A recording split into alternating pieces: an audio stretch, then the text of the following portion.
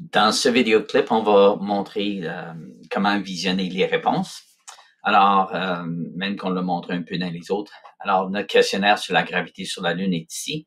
Et puis, si on clique sur Réponses, on va voir qu'il y a trois formats. Un résumé qui montre, on avait seulement une question, mais finalement, un avait répondu, c'est les deux le même qui a répondu, mais un avait eu 0, puis l'autre avait eu la bonne réponse. Alors, on voit un graphique ici, OK?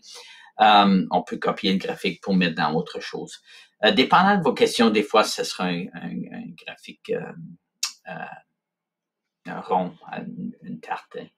Bon, alors, l'autre chose qu'on peut voir, c'est, disons qu'on veut voir par question. On veut voir précisément qui a répondu à quelle question. Alors, il y a deux répondants à cette question-là, deux réponses, et puis, tiens, Donald lui avait dit. Et là, vous voyez qu'on finalement, aussitôt qu'on clique ça, on s'en va à individuel.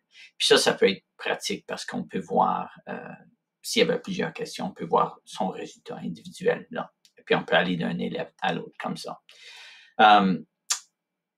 Je vais pas parler des autres options comme publier le résultat et mettre des rétroactions parce qu'encore une fois, dans le contexte scolaire, probable que si vous utilisez formulaire, vous l'utilisez à l'intérieur de Google Classroom, OK? Alors, c'est pas la peine de passer. Il y a une autre chose qui est importante, c'est que vous pouvez décider de ne pas accepter de réponse dans le formulaire. C'est surtout pratique avec un sondage, OK? Et je ferme ça et les réponses ne seront pas acceptées. Si je clique sur le lien, ça dira que le sondage ou le test est fermé. Et puis, dernière chose que j'aimerais montrer, c'est comment envoyer ces résultats-là dans une feuille de calcul. Alors, si on clique sur ça, on va créer une feuille de calcul. Par défaut, ça va être le même nom que le nom du formulaire et avec le mot réponse entre parenthèses et je vais créer. Et vous allez voir que ça va ouvrir une feuille avec les réponses. Et ça peut être pratique, surtout si vous faites des analyses d'un sondage et vous voulez faire d'autres graphiques parce que le formulaire même est très limité dans ce qu'il peut faire.